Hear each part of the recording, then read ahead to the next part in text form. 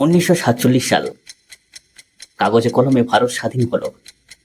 একদিকে বাজলো স্বাধীনতার ঘণ্টা, অন্যদিকে ইতিহাসের এক ভয়াবহ বিভাজনের সূচনা। এটাই ছিল সেই রাত যখন আনন্দের সঙ্গে মিলেমিশে গিয়েছিল কান্না, হাহাকার আর নিঃশব্দ মৃত্যু। আজকের ভিডিওতে আমি আপনাদের শোনাবো সেই দেশভাগের অজানা কাহিনী, যা ইতিহাসের মোটা বইতে লেখা নেই, কিন্তু কোটি কোটি সাধারণ মানুষের মনে দাগ কেটে গেছে। এগুলো শুধু গল্প নয়, এগুলো বাস্তব রক্ত, কান্নার হারানো ভালোবাসার গল্প। কিভাবে ব্রিটিশ শাসকেরা দেশ ছাড়ার আগে দেশকে ভাগ করে দিয়ে গেল, রেড লাইন আঁকার গল্প মাত্র 5 সপ্তাহে টানা হলো সীমান্তের রেখা। এই বিভাজনের পিছনে রাজনৈতিক চাপ, কিন্তু জনসাধারণের মতামতের কোনো মূল্য দেওয়া হলো না। মানুষ রাতারাতি পর হয়ে গেল। যে বাড়ি ছিল নিজের, সে হয়ে গেল অন্য দাসের জমি। ভাবুন তো, আজ সকালে আপনি যেই উঠোনে দাঁড়িয়েছিলেন, আগামীকাল বলল এটা আপনার দেশের মধ্যে নেই, এটা অন্য কারো হয়ে গেছে। আপনি চাইলে সেই জমিতে দাঁড়াতে পারবেন না। লাখো মানুষকে ঘরবাড়ি ছেড়ে চলে যেতে হলো। পূর্ব বাংলায় হিন্দু পরিবারগুলো সীমান্ত পার হয়ে পশ্চিমবঙ্গে এলো, আবার পশ্চিম বাংলার মুসলিম পরিবারগুলো সব ছেড়ে পূর্ব বাংলায় অর্থাৎ ওপার বাংলায় চলে গেল।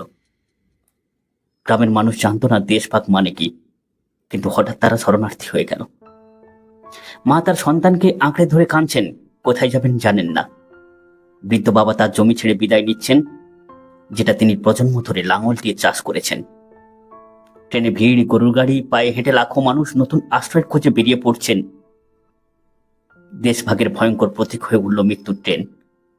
হ্যাঁ বন্ধুরা, এমন একটি গল্প বা কাহিনী, দেশভাগের চিত্রটা তুলে ধরবো আপনাদের সামনে এই ভিডিওর মাধ্যমে। যারা এখনো পর্যন্ত আমাদের এই চ্যানেলটাকে সাবস্ক্রাইব করেননি, অবশ্যই করে সাবস্ক্রাইব করে এমন সুন্দর গল্প পেতে অবশ্যই করে উৎসাহ প্রদান করবেন। আসুন এগিয়ে চলি আমরা সেই দেশভাগের আসল কাহিনীর দিকে। অনেক সময় ট্রেন ভর্তি মানুষ নতুন দেশে পৌঁছাতো, কিন্তু ভেতরে সবাই মৃত। ট্রেনের কামরা ভরে থাকতো লাশ। এমন নৃশংস দৃশ্য কল্পনাকেও হার মানায়। যে ট্রেন একসময় নিয়ে যেত আশা আর ভবিষ্যৎ, সেই ট্রেনই হয়ে উঠল মৃত্যু আর রক্তের প্রতীক। মৃত্যুর ট্রেনের হুইসেল আজও বেঁচে থাকা মানুষের কানে বাজে। দেশভাগের সবচেয়ে বেশি নির্যাতনের শিকার হয়েছিল নারী ও শিশু।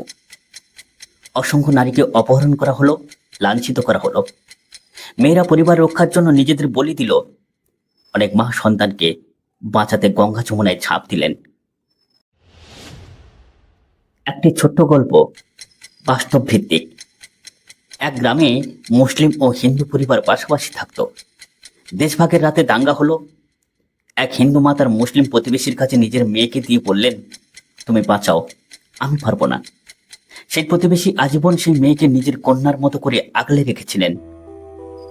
এমন গল্প শুনলে আপনার চোখে জল আসবে।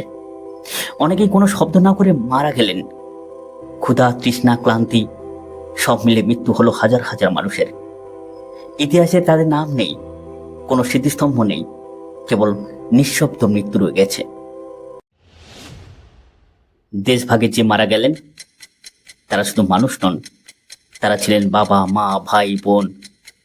তাদের নামে কোনো ইতিহাস লেখা নেই, কিন্তু জানেন, কান্না আজও মাটির ভিতরে লুকিয়ে আছে। কলকাতার বস্তিতে শরণার্থী জীবনের কণ্ঠ।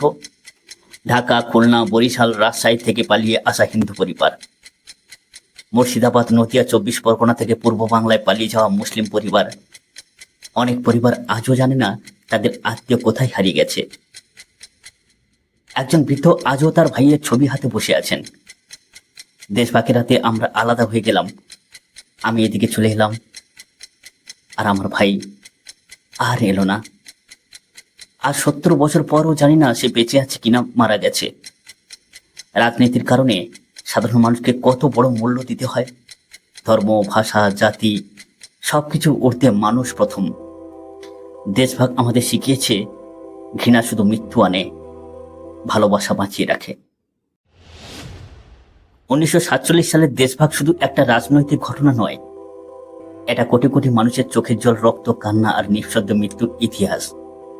আজ আমরা নতুন প্রজন্ম হয়তো মোবাইলের পর্দায় দেখি, সিনেমায় দেখি, কিন্তু সেই সময়কার মানুষরা দেখেছিলেন বাস্তব সিনেমা। যার প্রতিটি দৃশ্য ছিল রক্ত, লাশ আর কান্নায় ভরা।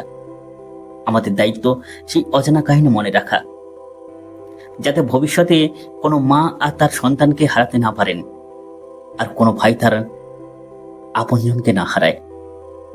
এটাই দেশভাগের শিক্ষা, এটাই আজকের নিঃশব্দ খবর।